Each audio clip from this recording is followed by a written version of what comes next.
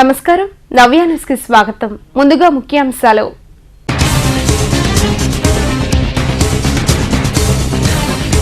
College స్థాయిలోనే విద్యార్థులకు పచ్చదనం పరిశుభ్రతపై అవగాహన పెంచాలి. కమిషనర్ ఆఫ్ కాలేజియేట్ ఎడ్యుకేషన్ అధికారి పోలా భాస్కర్.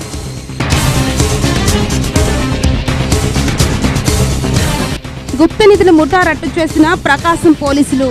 50 లక్షలు విలువ చేసే పంచలోహ విగ్రహాలు, పేలుడు పదార్థాలు స్వాధీనం. మీడియా సమావేశంలో వివరాలు వెల్లడించిన జిల్లా ఎస్పీ మల్లికా గర్గ్. జర్నలిస్టుల సమస్యలు పరిష్కరించాలని డిమాండ్ చేస్తూ చీరాలలో జర్నలిస్టుల ఆందోళన. ప్రజాప్రతినిధులకు వినతి పత్రాలు అందజేత. కాలేజీ స్థాయిలోనే విద్యార్థులకు పచ్చదనం పరిశుభ్రతపై అవగాహన పెంపొందించడం పట్ల భవిష్యత్తులో మంచి వాతావరణం, క్లీన్ సొసైటీకి ఎంతగానో దోహదపడతాయని కమిషనర్ ఆఫ్ కాలేజియేట్ ఎడ్యుకేషన్ అధికారి పోలా భాస్కర్ అన్నారు. కాలేజీ స్థాయిలోనే విద్యార్థులకు పచ్చదనం పరిశుభ్రతపై అవగాహన పెంపొందించడం పట్ల భవిష్యత్తులో మంచి వాతావరణం, క్లీన్ సొసైటీకి ఎంతగానో దోహదపడతాయని కమిషనర్ ఆఫ్ కాలేజియేట్ ఎడ్యుకేషనర్ అధికారి పోలా భాస్కర్ అన్నారు. మంగళవారం చీరాల ప్రభుత్వ మహిళా డిగ్రీ కళాశాలకు వచ్చిన ఆయన ఇటీవల జాతీయ స్థాయిలో 1 డిస్టిక్ 1 గ్రీన్ ఛాంపియన్ అవార్డుకు ఎంపికైన ప్రభుత్వ మహిళా డిగ్రీ కళాశాల అధ్యాపకులను అభినందించడంతో పాటుగా అవార్డును అందజేశారు. ఈ కళాశాల విధంగానే రాష్ట్ర వ్యాప్తంగా ఉన్న అన్ని కళాశాల మొక్కలు నాటడం, వాటిని సంరక్షించడంతో పాటుగా క్లీన్ అండ్ గ్రీన్ పైన అవగాహన కల్పించాలన్నారు. అనంతరం కళాశాల ప్రాంగణంలో నూతనంగా నిర్మించిన ఓపెన్ థియేటర్ను ఆయన ప్రారంభించారు. గుప్త నిధుల తవ్వకం కోసం తరలిస్తున్న పేలుడు పదార్థాలను జిల్లా పోలీసులు స్వాధీనం చేసుకున్నారు. ఈ కేసుకు సంబంధించిన వివరాలను జిల్లా ఎస్పీ మల్లికా గర్గ్ వివరించారు. గుప్త నిధుల తవ్వకం కోసం తరలిస్తున్న పేలుడు పదార్థాలను జిల్లా పోలీసులు స్వాధీనం చేసుకున్నారు. వాటిలో జిలేటిన్ స్టిక్, డిటోనేటర్లతో పాటు 50 లక్షల విలువైన 2 పంచలోహాల విగ్రహాలు కూడా ఉన్నాయి. ఈ కేసుకు సంబంధించిన వివరాలను సోమవారం ఎస్పీ మల్లికా గర్గ్ మీడియాకు వెల్లడించారు. మాటూరుకు చెందిన షేక్ కరీముల్లా కారు డ్రైవర్ గా క్వారీలో మార్కుగా పనిచేస్తున్నాడు. బైక్ పై గోతాల సంచిలో పేలుడు పదార్థాలు, పంచలోహ విగ్రహాలను తరలిస్తుండగా అద్దంకి బస్టాండ్ సమీపంలో పోలీసులు అదుపులోకి తీసుకున్నారు. విజయవాడ రామవరప్పాడుకు చెందిన మొండు నటరత్న సంజయ్నాథ్ కరుముల్లాకు దాచిపెట్టాలంటూ పంచలోహ విగ్రహాలిచ్చాడు. వీటితో పాటు గుప్త నిధుల తవ్వకం ద్వారా బాగా నిధులు పొందొచ్చంటూ 5 జిలేటిన్ స్టిక్, 10 డిటోనేటర్లను కూడా దాచాలని ఇచ్చాడు. కరీముల్లా వాటిని తన పెద్దమ్మ కొడుకు నాగూర్ బుబ్జా ఇంట్లో భద్రపరిచాడు. సంజయ్నాథ్ సూచన మేరకు కరీముల్లా వాటిని విక్రయించేందుకు తీసుకువెళ్తుండగా పోలీసులకు దొరికిపోయాడు. ఈ కేసులో కీలక నిందితుడు పంచలోహ విగ్రహాలను చోరీ చేసిన సంజయ్నాథ్ కోసం పోలీసులు గాలిస్తున్నారు. అతని ఫోటో కూడా విడుదల చేస్తున్నామని ఆచూకీ తెలిస్తే జిల్లా పోలీసులకు తెలియజేయాలని ఎస్పీ కోరారు. And so akada checking up to he behaved suspiciously and he tried to flee away. So manam pattukuni valki catch chesamu and then on checking we discovered that he has one gunny bag and akada 2 old looking ancient looking idols were found with him along with idols. One first idol is Vishnamurti Panchaloha idol and oka Satyabama Panchaloha idol, and along with this 10 electrical detonators and 5 gelatin sticks dorkindi. So on interrogation manamki that person atanu cheppadu that he is associated with a person who is the main accused of this case but still absconding, one Mendu Natarajan Sanjaynath. He is a resident of Sai Model Village, Ramavarappadu of Vijayawada city, Krishna district. So these 2 persons 3 years ago they have stolen these idols from a place which is not known yet, and appudu nunchi వాళ్ళ దగ్గర ఉంది. It is with Sheikh Karimullah since last 3 years, and this person Sanjay Nath he is missing for the last 3 years. So today we are requesting all the public, please if you have any information about these idols, meeku edaina teliste, please contact Prakasham district police. What is the source of these idols, from where it might have been stolen? If you have any sort of information. APUWJ వ్యవస్థాపక దినోత్సవాన్ని సావధాన దినంగా నిర్వహించాలన్న రాష్ట్ర APWJ శాఖ పిలుపు మేరకు మంగళవారం చీరాల ప్రాంతీయ శాఖ ఆధ్వర్యంలో చీరాల పట్టణంలో జర్నలిస్టులు నిరసన చేపట్టారు. జర్నలిస్టుల సమస్యలను రాష్ట్ర ప్రభుత్వం సావధానంగా పరిష్కరించాలని పలువురు జర్నలిస్టులు కోరారు. మంగళవారం ఏపీయూడబ్ల్యూజే వ్యవస్థాపక దినోత్సవాన్ని సావధాన దినంగా నిర్వహించాలని రాష్ట్ర ఏపీయూడబ్ల్యూజే శాఖ పిలుపునిచ్చింది. ఇందులో భాగంగా రాష్ట్ర వ్యాప్తంగా చేపడుతున్న జర్నలిస్టుల నిరసన కార్యక్రమాల్లో భాగంగా ఏపీయూడబ్ల్యూజే చీరాల ప్రాంతీయ శాఖ ఆధ్వర్యంలో చీరాల పట్టణంలో జర్నలిస్టులు నిరసన చేపట్టారు. స్థానిక మండల తహసీల్దార్ కార్యాలయం వద్ద నిరసన నిర్వహించారు. అనంతరం మండల డిప్యూటీ తహసీల్దార్కు సమస్యలతో కూడిన వినతి పత్రాన్ని అందజేశారు. అనంతరం ఎమ్మెల్సీ పోతిరి సునీతకు జర్నలిస్టులు వినతి పత్రాన్ని అందజేశారు. ఈ సందర్భంగా పలువురు జర్నలిస్టులు మాట్లాడుతూ సంవత్సరం క్రితం ముఖ్యమంత్రి కరోనా మృతులకి ప్రకటించిన 5 లక్షల రూపాయలు వెంటనే విడుదల చేయాలని డిమాండ్ చేశారు. రాష్ట్రంలో జర్నలిస్టుల సమస్యలపై ముఖ్యమంత్రి స్థాయిలో ఒక సమీక్షా సమావేశం ఏర్పాటు చేయాలన్నారు. జర్నలిస్టులందరికీ అక్రిడేషన్లు మంజూరు చేయాలని డిమాండ్ చేశారు. నిరసనలో చీరాల ప్రాంతంలోని ఎలక్ట్రానిక్, ప్రింట్ మీడియా ప్రతినిధులు పాల్గొన్నారు. ఆంధ్రప్రదేశ్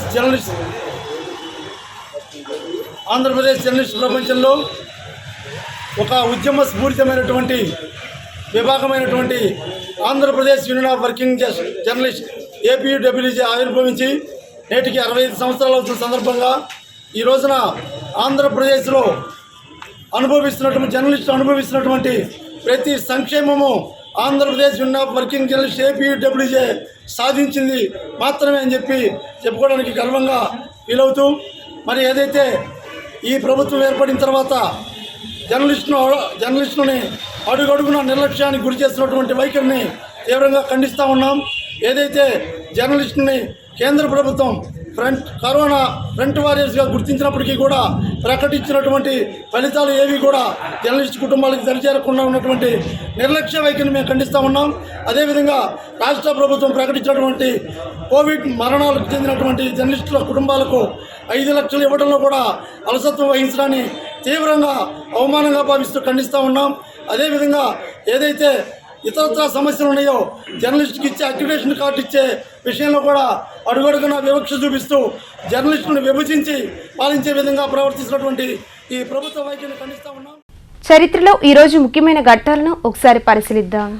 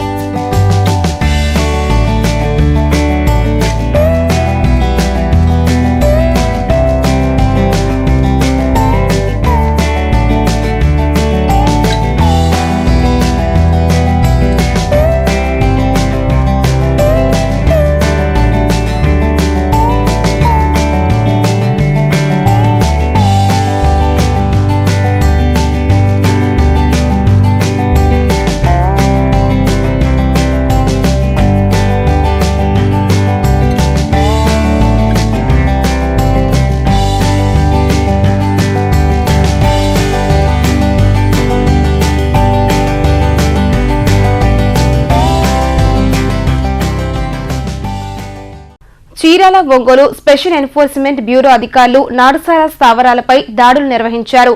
దాడులలో పెద్ద మొత్తంలో బెల్లం ఊటను ధ్వంసం చేశారు.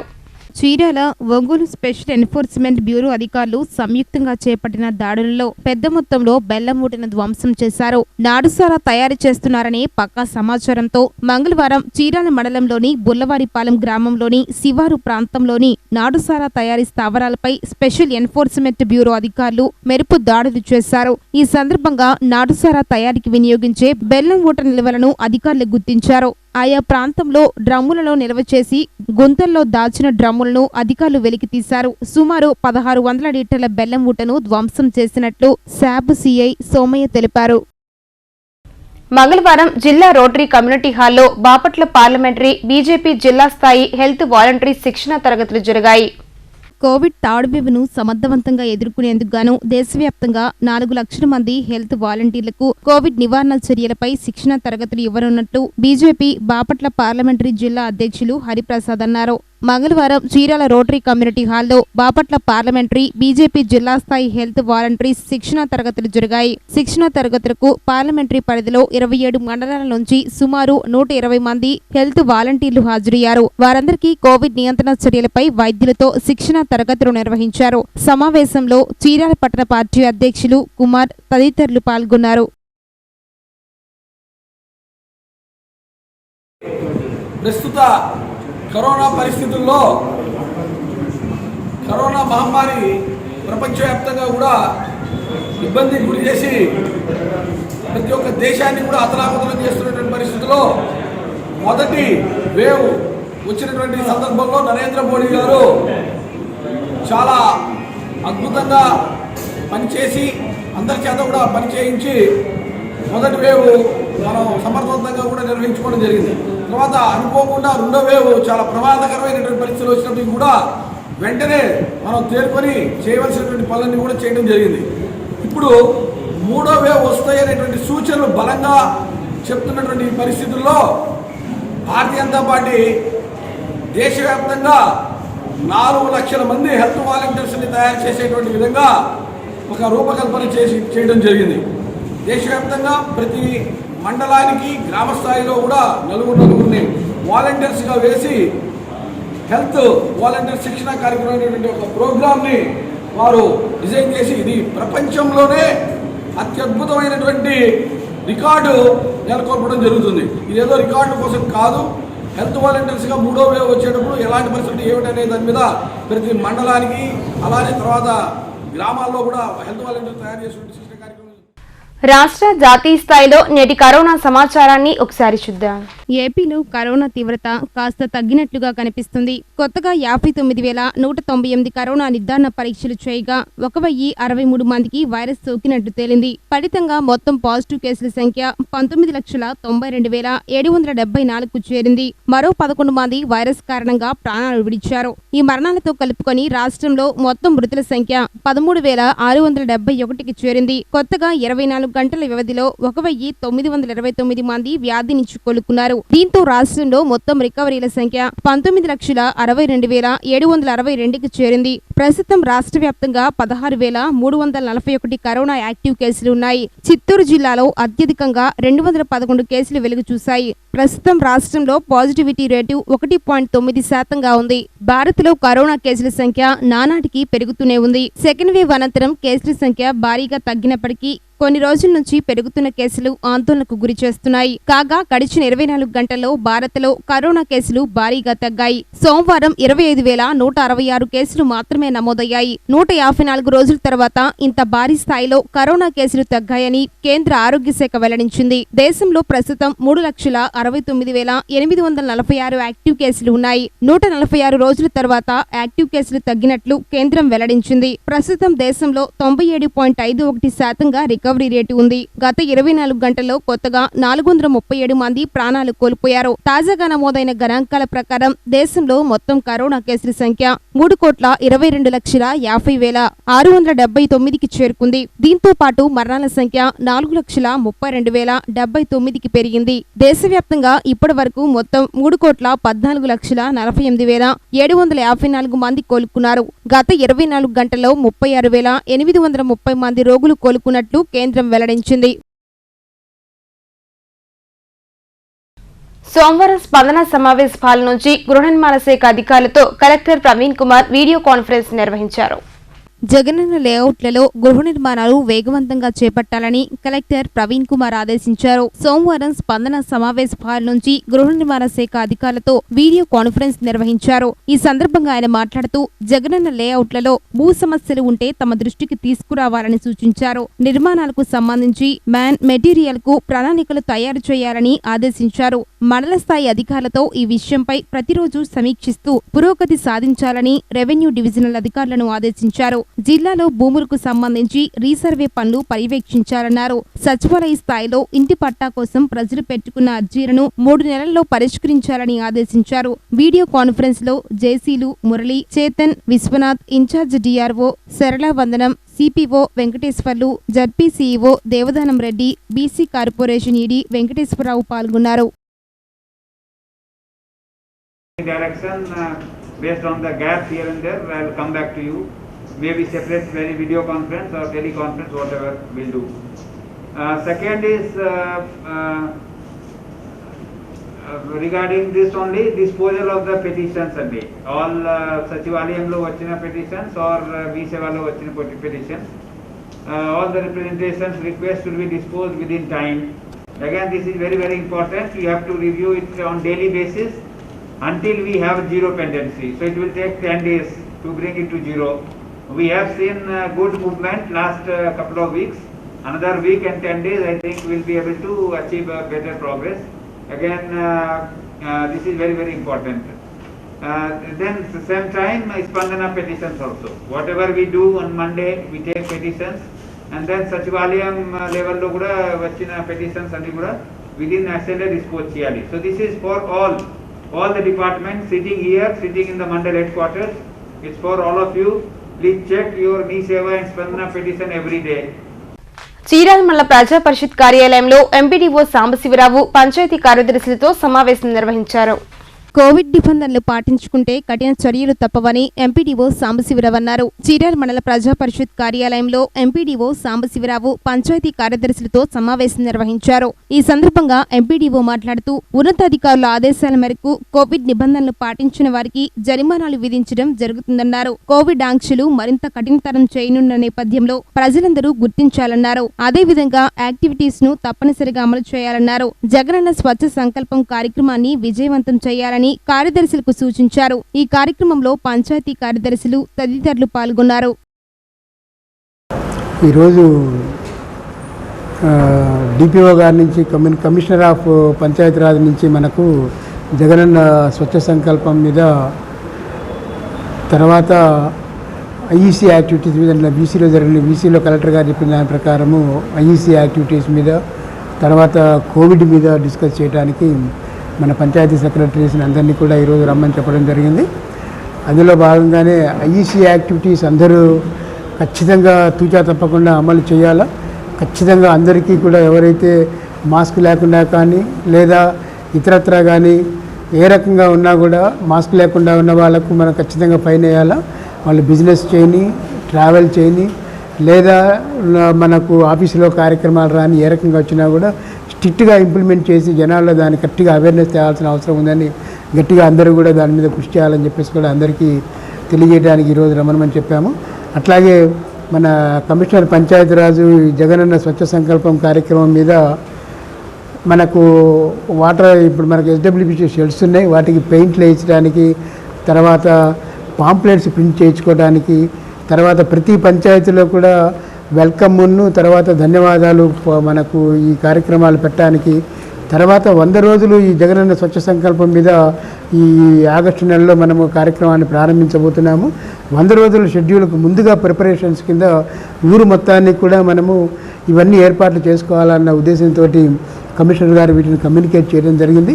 వాటి గురించి కూడా పంచాయతీ సెక్రటరీస్ అందరికీ కూడా ఇన్స్ట్రక్షన్స్ ఇవ్వడము, ఎక్కడైతే మనకు గవినవారిపాలెము, తర్వాత పిట్టివారిపాలెము, గాంధీనగర్ వీటిల్లో షెడ్స్ కంప్లీట్ అయిపోయినాయో ఆ షెడ్స్ కూడా మనకు ఆ ఫండమెంటల్ కలర్స్ కొన్ని కమ్యూనికేట్ చేశారు, బ్రాండింగ్ కలర్స్ కమ్యూనికేట్ చేశారు. ఆ బ్రాండింగ్ కలర్స్ కూడా అన్నీ వేయాలని చెప్పేసి కూడా అందరికీ ఇన్స్ట్రక్షన్ ఇచ్చాము. ఆల్మోస్ట్ ఆల్ మనకు గవినవారిపాలెం, పిట్టివారిపాలెంలో స్టార్ట్ కావడం కూడా జరిగింది. తర్వాత ఇక్కడ మనకు గాంధీనగర్లో కూడా వేరే వాళ్ళకి ఇంట్రెస్ట్ చేశాము. అట్లాగే ఏపీఓ కూడా మనము ఇమ్మీడియట్గా మాట్లాడి ఎక్కడైతే ఇన్కంప్లీట్గా ఉన్నాయో ఎస్డబ్ల్యూపీ షెడ్స్ వాటిని కూడా ఇమ్మీడియట్గా కంప్లీట్ చేయాలని కూడా చెప్తున్నాము. కాకపోతే కాంట్రాక్టర్స్ డబ్బులు పట్టలేదన్న ఇబ్బంది కూడా ఒకటి ఉంది కాబట్టి వాటిని కూడా మన ఉన్నతాధికారుల దృష్టిలో ఉంచాము. అది కూడా ఇమ్మీడియట్గా డబ్బులు వేసే కార్యక్రమం చేస్తామని కూడా ఉన్నతాధికారులు హామీ ఇవ్వడం కూడా జరిగింది. నేటి వాతావరణ సమాచారాన్ని ఒకసారి చూద్దాం. పశ్చిమ మధ్య బంగాళాఖాతంలో అల్పపీడనం కొనసాగుతుంది. దీనికి అనుబంధంగా ఉపరితల ఆవర్తనం కొనసాగుతుంది. సముద్ర మట్టానికి 7.6 కిలోమీటర్ల ఎత్తులో కొనసాగుతుంది. అల్పపీడనం ప్రభావంతో ఉత్తర కోస్తా, దక్షిణ కోస్తాలోనూ తేలికపాటి నుంచి ఒక మోస్తరు వర్షాలు కురిసే అవకాశం ఉందని వెల్లడించింది. 40 నుంచి 50 కిలోమీటర్ల వేగంతో గాలులు వీస్తాయని, మత్స్యకారులు సముద్రంలోకి వేటకు వెళ్లొద్దని హెచ్చరించింది. విజయనగరం, శ్రీకాకుళం, విశాఖ, తూర్పు గోదావరి, కర్నూలు జిల్లాలో కొన్ని చోట్ల భారీ వర్షాలు కురిసే అవకాశం ఉందని విశాఖ వాతావరణ కేంద్రం వెల్లడించింది. వార్తల్లోని ఈరోజు జాతీయ, అంతర్జాతీయ, రాష్ట్ర ముఖ్యమైన అంశాలను ఒకసారి చూద్దాం. కాబూల్ విమానాశ్రయం నుంచి అమెరికా వెళ్తున్న RCH-871 విమానాన్ని చూస్తే దానికన్నా పల్లెబస్సు నయమనిపిస్తుంది. కాబూల్లోని అమెరికన్ ఎంబసీ నుంచి సిబ్బందిని 150 మంది సైనికులను తీసుకువెళ్లడానికి తరలించేందుకు ఇక్కడ చేరుకున్న ఈ ప్లేన్లో వందల కొద్దీ ఆఫ్ఘన్లు, విదేశీయులు ఎక్కారు. సిబ్బంది నివారించేలోగా వారిని తోసుకుంటూ విమానంలోకి జంప్ చేశారు. సుమారు 800 మంది ఇలా విమానం ఎక్కి ఉంటారని మొదట అంచనా వేసినా ఆ తరువాత వీరి సంఖ్య 640 అని తేలింది. వీరంతా విమానం కిందే కూర్చున్న ఫోటోలు వైరల్ అవుతున్నాయి. ఈ శరణార్థులను టెక్సాస్, విస్కాన్సిన్ నగరంలోని వైమానిక స్థావరాలకు తరలిస్తామని అమెరికా రక్షణ శాఖ వెల్లడించింది. నిన్న కాబూల్ విమానాశ్రయంలో మొత్తం 8 మంది మరణించినట్లు ఈ శాఖ అధికారులు తెలిపారు. అమెరికా దళాల కాల్పుల్లో 2 విమానంలో వెళ్తూ ఉండగా జారి కింద పడి 3, ఇతర సంఘటనలో మరో 3 మృతి చెందారని వారు చెప్పారు. అమెరికా నుంచి ఇప్పటి వరకు 2 విమానాలు కాబూల్కి చేరుకోగా మంగళవారం మరికొన్నింటిని పంపనున్నట్లు అధికారులు తెలిపారు. పారా ఒలింపిక్స్ కోసం భారతదేశం నుంచి 54 మంది అథ్లెటిక్ బృందం జపాన్ బయలుదేరనుంది. ఈ సందర్భంగా ప్రధాని నరేంద్ర మోదీ వారితో వీడియో కాన్ఫరెన్స్ ద్వారా సమావేశమయ్యారు. వీరంతా అత్యుత్తమ నైపుణ్యం కలిగిన క్రీడాకారులని అభినందించారు. టోక్యోలో పారా ఒలింపిక్స్ పోటీలు ఈ నెల 24 నుంచి సెప్టెంబర్ 5 వరకు జరగనున్నాయి.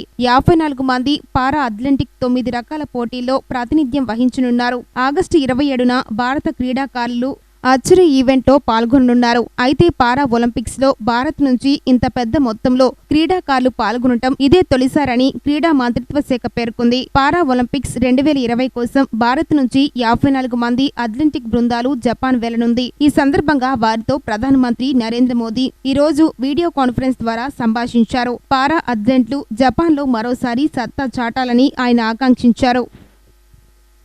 స్కూళ్లలో ఖచ్చితంగా కోవిడ్ ప్రోటోకాల్స్ పాటించే విధంగా అధికారులు చర్యలు తీసుకోవాలని AP CM YS Jaganmohan Reddy వెల్లడించారు. ఎవరికైనా లక్షణాలు కనిపిస్తే వెంటనే పరీక్షలు నిర్వహించాలని సూచించారు. కోవిడ్ నివారణ, నియంత్రణ, వ్యాక్సినేషన్ పై తాజాగా క్యాంపు కార్యాలయంలో సమీక్ష నిర్వహించిన సీఎం జగన్ ఆరోగ్య శాఖ అధికారులకు కీలక ఆదేశాలు జారీ చేశారు. ప్రాధాన్యతా క్రమంలో వ్యాక్సినేషన్ ఇచ్చుకుంటూ వెళ్లాలని ఆయన అన్నారు. వ్యాక్సినేషన్ గ్రామ, వార్డు సచివాలయాన్ని ఒక యూనిట్ గా తీసుకోవాలని ముఖ్యమంత్రి పేర్కొన్నారు. అలాగే ప్రతి స్కూల్లో టెస్టింగ్ కు కావాల్సిన ఏర్పాట్లు చేసేలా చర్యలు తీసుకోవాలన్నారు. అంతేకాకుండా వైద్య ఆరోగ్య శాఖ మార్గదర్శకాలను పాటించేలా అధికారులు దృష్టి సారించాలని సీఎం జగన్ సూచించారు.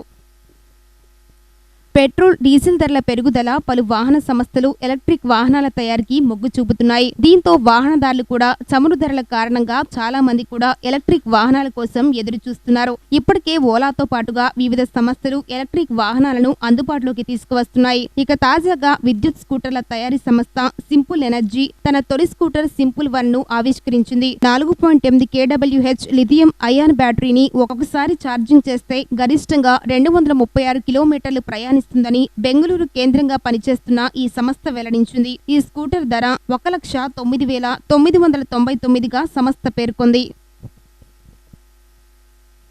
ఇంగ్లాండ్తో జరుగుతున్న 2వ టెస్టులో భారత్ ఘన విజయం సాధించింది.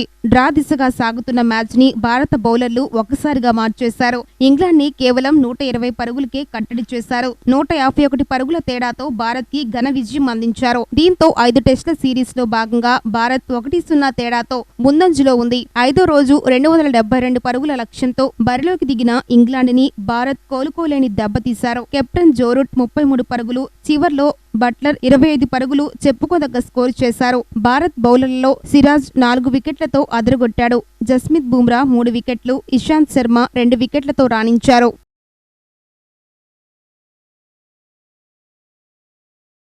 వార్తలు ముగించే ముందుగా ముఖ్యాంశాలు మరోసారి.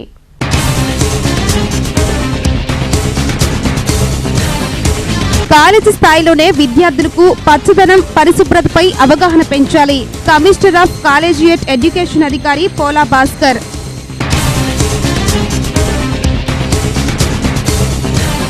గుప్త నిధుల ముఠా రట్టు చేసిన ప్రకాశం పోలీసులు.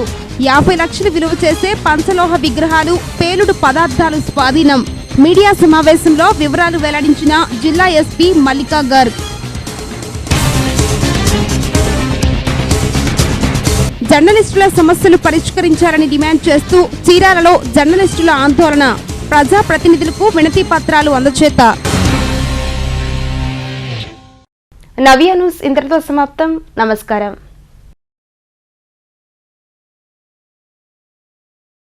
నవ్య న్యూస్ సమర్పించిన వారు crystal Honda, salmon centre, Chirala.